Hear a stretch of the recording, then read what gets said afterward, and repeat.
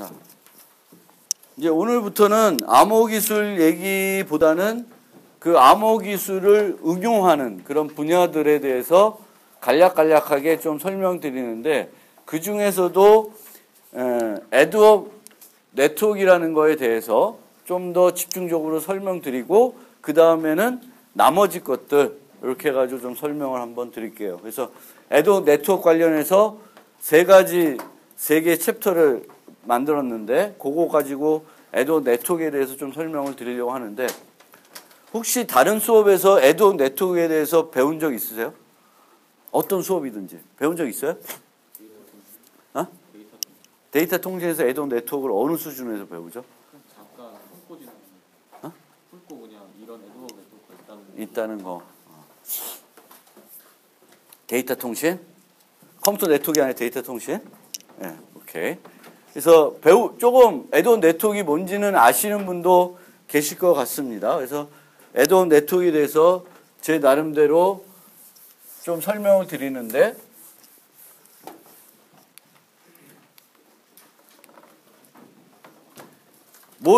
요번에 첫 번째 노트에서는 뭘 좀 설명하고 싶으냐면, 에드워크 네트워크가 뭔지 좀 설명하고, 에드워크 네트워크에서 어떻게 통신이 이루어지는지 좀 설명드리고, 이게 정보보호 시간이니까 에드워크 네트워크에서는 어떠한 형태의 보안 위협들이 있는지 좀 살펴보고자 합니다. 그래서 에드워크 네트워크는 인프라를 이용하지 않는 네트워크예요. 여러분들이 쓰는 와이파이, 인프라가 설치되어 있어야 되죠. 랜선 뽑아가지고 꽂아서 쓰는 거고요. 여러분들이 쓰는 핸드폰도 인프라가 구축되어 있죠. 기지국들이 곳곳에 설치가 되어 있습니다. 와이파이도 마찬가지고. 그래서 이렇게 보통의 우리의 통신들은 인프라를 구축해 놓고 그 인프라를 이용해 가지고 서비스를 받는 거죠. 근데 에드워크 네트워크는 그런 인프라가 없는 상태에서도 통신을 할 수 있게 해주는 그런 망입니다. 그래서 통신 기반 구조를 전혀 사용하지 않고 무선을 통해, 그러니까 기반 구조를 이용하지 않으니까 그럼 우리 선 뽑자, 그래서 선을 각자 연결해서 쓰는 그런 방식은 아니고 무선을 이용해서 씁니다. 그러니까 무선을 이용해서 쓰면 그 무선을 이용하는 그 단말들은 사용자가 휴대할 수도 있고, 어떤 로봇에 설치해서 로봇이 걸어 다닐 수도 있고, 뭐 바퀴가 달려서 이동도 할 수가 있습니다. 그래서 이 에드워크 네트워크는 무선 통신을 하고 이동하는 노드들은 이동을 할 수 있는 그런 노드들로 구성된 자율적으로 구성되는 네트워크이다라고 말씀드립니다. 그래서 영어로는 마넷이라는 용어를 써요. 모바일 에드워크 네트워크. 그냥 단순하게 에드워크 네트워크라고 해도 다 그것은 마넷, 모바일 이동 네트워크가 대부분입니다. 물론 나중에 보시겠지만 센서 네트워크라는 거 들어보셨어요? 센서 네트워크? 못 들어봤어요. 센서 네트워크 같은 경우에는 노드들이 이동을 안 해요. 고정되어 있을 수 있어요. 그래서 그런 걸로 보시면 되겠고요. 이런 네트워크가 등장된 배경은 세 가지인데, 통신 기술의 발달, 무선 통신 기술이 많이 발달했죠. 그리고 컴퓨팅 장치의 소형화. 그래서 지금은 사물 인터넷이라는 시대가 도래했죠. 그러니까 어떤 기존에 우리가 생각하지 않았던 사물에도 통신 요소가 들어가는 거죠. 그리고 거기에 컴퓨팅 요소도 같이 들어가는 겁니다. 이동 단말 제작 비용이 싸졌죠. 그래서 에드워크 네트워크는 이런 셀룰러 네트워크하고는 구분을 하셔야 되는 거죠. 얘네들은 무선 통신을 하더라도 기반 구조를 이용하는 거고요. 기반 구조, 이동을 할 수 있어 기반 구조를 이용하는 겁니다. 그리고 무선으로 통신하는데, 이 무선은 내가 빵 쏘면은 그 무선 정보가 도달할 수 있는 거리가 어떻게 돼요? 제한적이죠. 그렇죠? 그러면 아주 멀리 있는 노드랑 나랑 통신하려면 한 번에는 통신이 불가능하죠. 그래서 이 에드워크 네트워크에서는 다중호흡 통신을 합니다.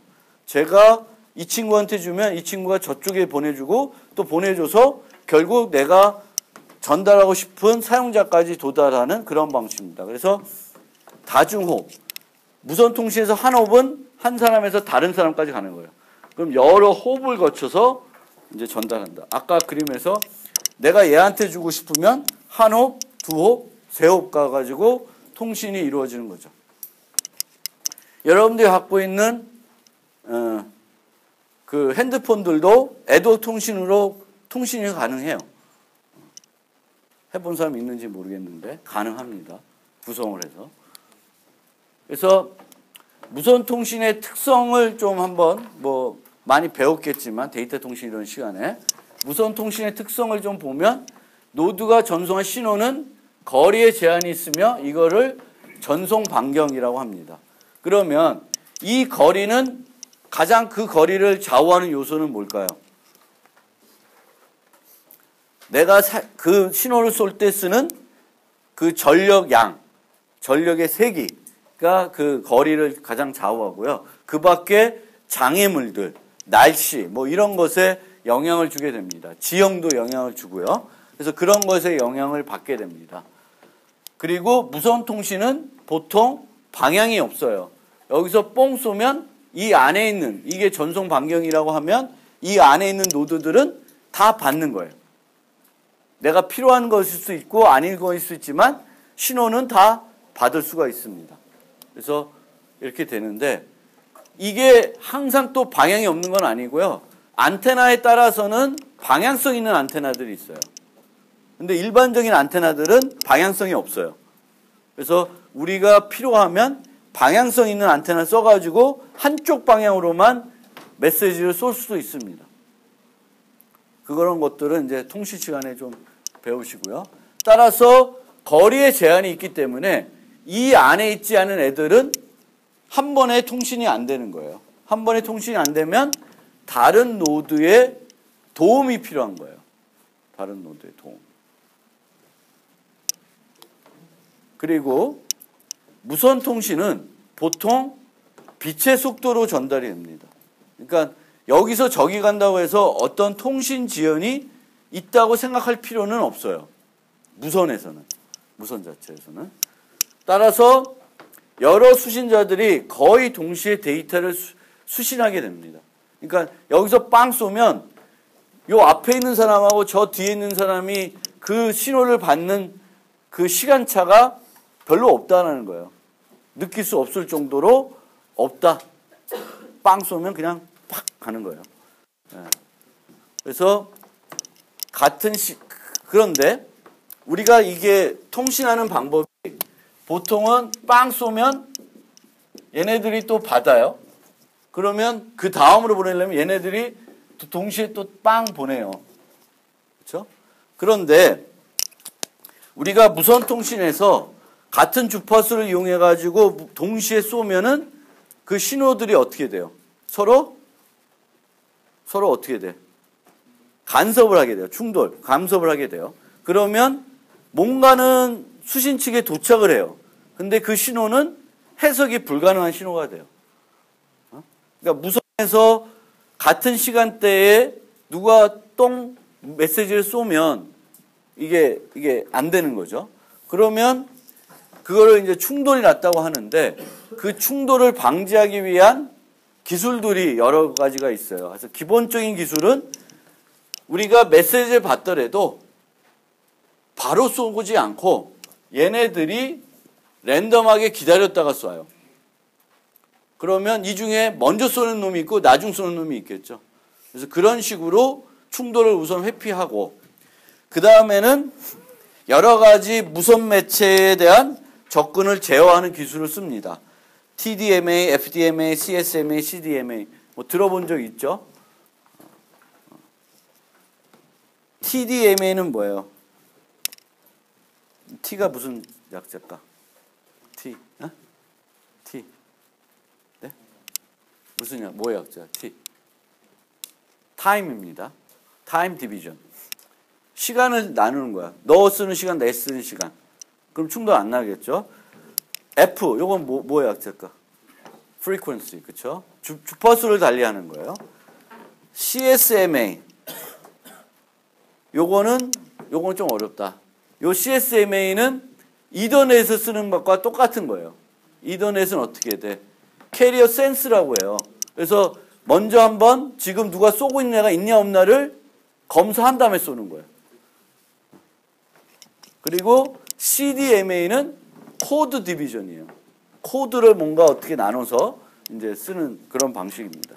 뭐 이 자세한 것은 이제 통신 시간에 궁금한 사람 있으면 배우시고요. 이 우리가 기본적으로 이해해야 되는 건 무선 통신의 특성이고 동시에 쏘면 충돌이 난다. 그래서 우리가 그 충돌들을 회피하게끔 그 통신 프로토콜들을 만들어줘야 된다라는 거고요. 애드옥 네트워크에서는 멀리 있는 애들한테까지 보내려면 한 번에 안 가고 도움을 받아야 된다. 이 도움을 받아야 된다는 것 자체가 우리가 보안적으로 나중에 생각하겠지만 보안적으로 큰 거죠. 이 친구는 되게 나쁜 애야. 그래서 자기는 통신을 쓰고 싶은데 남이 통신하는 건 죽어도 못 봐. 그러면 메시지 쏴도 중계를 안 해주겠죠. 그러면 통신이 이루어지지가 않습니다. 그러니까 애드옥 네트워크에서는 노드가 그냥 메시지를 수신하고 보내는 그 역할만 하는 것이 아니라 모두 해야 돼요. 보통 우리가 말하는 라우터 역할을 해줘야 돼요. 메시지를 중계하고 이런 라우팅 역할을. 보통은 우리들이 사용하는 단말들은 라우팅 역할을 안 하고 내가 필요할 때 메시지 보내고 필요한 거 있으면 수신하는 거고 그것이 목적지까지 가는 것들은 인프라에서 해주죠. 인프라에 있는 여러 가지 장비들이 해줍니다. 근데 애드옥 네트워크에서는 내가 거기에 참여하면 나는 어떤 일반적인 단말 역할도 해야 될 뿐만 아니라 중개자의 역할, 즉 라우터의 역할을 해줘야 되는 겁니다. 그러면 이런 애드옥 네트워크는 어디서 많이 쓸 수 있냐? 군사 분야, 군사에서 전쟁을 할 때 이제 인프라를 이용하는 게 아니라 자기들끼리, 군인들끼리, 탱크끼리, 비행기끼리 통신을 하는 거예요. 특히 육군들이 이렇게 전쟁할 때 지금은 이런 어떤 통신 장비를 가지고 서로 통신이 가능하겠죠. 중계를 하면서. 또 하나는 긴급상황 대처. 뭐 쓰나미가 발생했던 지진이 났다. 뭐 그래서 그 지역에 있는 인프라가 다 망가졌어요. 그러면 사람들이 들어가서 재난 구조를 해야 되죠. 근데 그 안에 들어가서는 통신이 안 되죠. 기지국이 다 파괴됐으면. 그럴 때는 애드옥 네트워크를 구축해가지고 통신을 할 수가 있습니다. 재난 구조. 그리고 자동으로 정보 수집. 이 센서 네트워크인데 산에 뭔가 인프라를 구축해가지고 뭔가 하느라기보다는 그냥 애드옥 네트워크로 구축해가지고 뭘 할 수 있냐면 산불을 감지할 수도 있고, 그렇죠? 야생동물의 움직임을 감지할 수도 있고, 아프리카 같은 데서 이제 이런 동물들한테 칩을 박아가지고 동물들의 움직임을 관리하고 그렇습니다. 그게 다 애드옥 네트워크라고 보시면 되고요. 최근에는 차량 애드옥 네트워크, 차량에다가 이제 그 통신 요소를 넣어가지고 차량 간의 통신을 해가지고 여러 가지 자동 주행할 때 써먹을 수가 있고요. 그 다음에 사고 날 때 사고를 예방할 수 있죠. 얼마 전에도 그게 얼마 안 됐는데 그 서해 쪽에 거기서 뭐 안개에서 뭐 백충돌 나고 있었죠. 그런 것들도 만약 차량 애드옥 네트워크가 되면 사고 났다. 그럼 뒤로 신호를 보내면 우리가 보이진 않아도 사고가 났다는 걸 감지되면 차량들이 속도를 줄이겠죠. 그럼 나만 줄이나? 나는 또 뒤로 보내죠. 그럼 계속 줄이게 되면 사고가 예방이 될 수 있습니다. 그래서 그런 기술들이 이제 앞으로 애드옥 네트워크들이 쓰이고요. 그리고 아직 인프라가 설치가 안 돼 있는 제3세계 같은 데서는 오히려 이런 애드옥 네트워크 같은 것들을 이용하는 것이 비용이 저렴할 수도 있죠. 뭐 지난번에 산업체 특강할 때 그 썼던 기술도 같은 거 이렇게 풍선 띄우는 거 그런 것도 어떻게 보면 애드옥 네트워크일 수도 있죠. 물론 그 풍선 자체가 인프라라고 볼 수도 있지만 그렇죠. 그래서 여러 가지 애드옥 네트워크 쓸 수 있습니다. 그러면 이 애드옥에 대해서 좀 더 이해를 하려면 아까는 이제 무선 통신, 이 노드들은 무선 통신을 한다. 그래서 무선 통신의 특성을 이해했어요. 거리 제한이 있고 그렇다. 똑같이 쏘면 충돌이 난다. 이 얘기를 했고. 그럼 애동 네트워크에서의 노드들의 특성을 조금 한번 생각을 해봅시다. 그래서 노드들은 무선 통신 거리 제한 때문에 다중홉 라우팅을 이제 다중홉으로 통신을 하게 되겠고요. 그때 아까도 얘기했지만 나는 일반 노드 역할뿐만 아니라 무슨 역할까지? 라우터 역할까지 해줘야 된다. 그리고 노드들이 이동에 따라서는 네트워크가 단절될 수도 있어요. 그러니까 여기에 많은 애들이 있고 여기 많은 애들이 있는데 하필이면 요 사이에는 얘 하나밖에 없어. 그러면 여기서 여기로 가려면 항상 이 노드의 도움이 필요해. 근데 얘가 뚫레 이동해서 일로 가버렸어요. 그러면 이 네트워크와 이 네트워크는 원래는 서로 연결이 되어 있었는데 연결이 어떻게 돼요? 끊기죠. 즉 우리가 보통의 인프라에서는 어떤 망이 구축되어 있으면 이걸 망 토폴로지라고 그러죠. 망의 모습. 근데 이 망의 모습이 이 인프라를 쓰는 데서는 어떻게 돼 있어요? 거의 변화가 없어요. 추가로 뭐 신설되는 경우는 있는데 기존 애들이 갑자기 여기 있다가 이게 없어지고 이런 경우는 되게 드물어요. 그렇지만 애동 네트워크에서는 얘네들이 어떻게 한다? 가만히 있는 게 아니라 이동을 할 수 있어요. 미리 그 정글에서 사자가 여기 있다가 딴 데로 갈 수 있어요. 그러면 네트워크가 통신이 되다가도 안 되고 뭐 이런 단절될 수도 있고 분리 결합될 수도 있습니다. 그러니까 그런 면에서 이런 식으로 노드들이 이동하게 되면 뭐가 어려워지는 거예요? 우리가 요 노드가 요 노드랑 통신하려면 어떻게 해야 돼? 다이렉트로 못하면 어떤 호흡을 통해서 가죠. 그러면 얘가 얘랑 통신하려면 이렇게 가야 돼. 그거를 우리가 통신해서 뭐라 그래요? 경로라 그래요. 패스. 그렇죠? 그러면 여기서 여기까지 가려고 그러면 이렇게 가야 된다라는 것이 경로인데 우리가 그 경로를 찾는 것을 뭘 한다 그래요? 라우팅 한다 그러죠.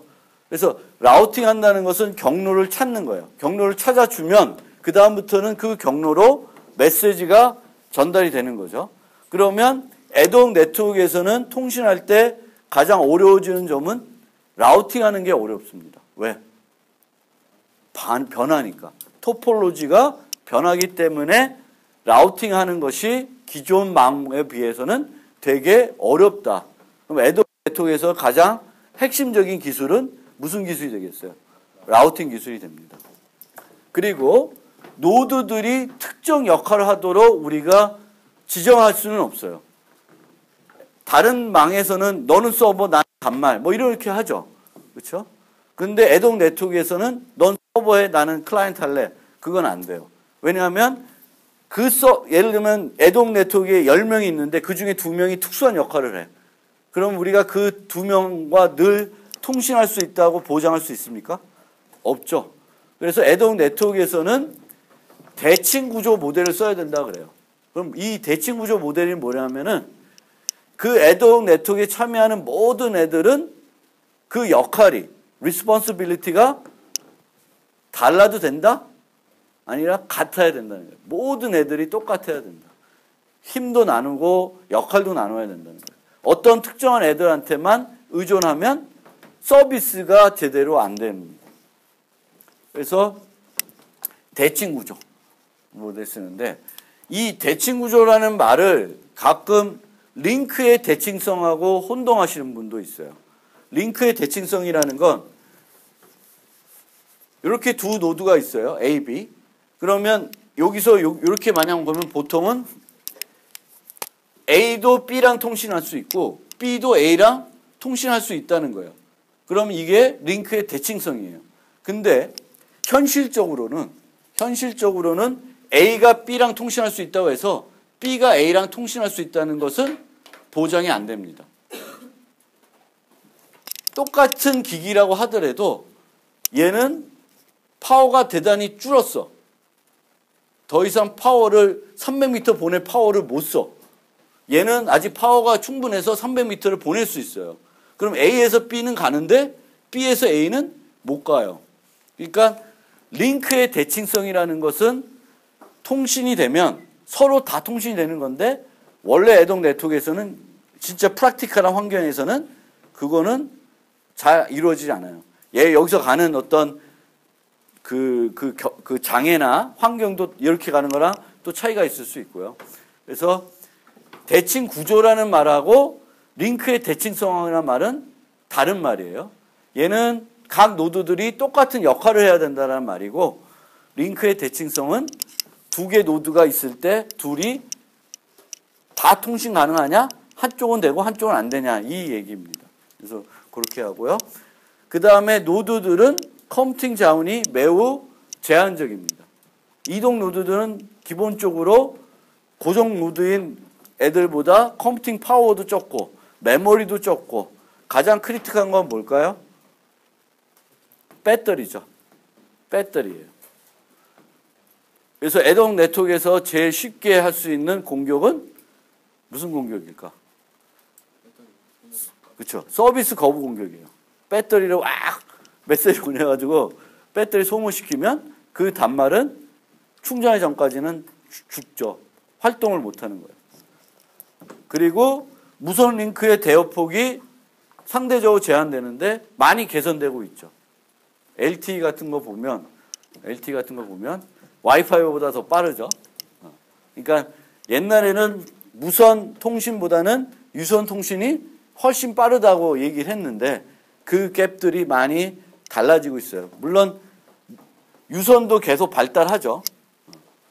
그래서 그런 측면에 보면 항상 무선이 유선보다 조금은 딸린다고 볼 수 있는데 이 얘기는 많이 완화되고 있다라고 보시면 되겠고요.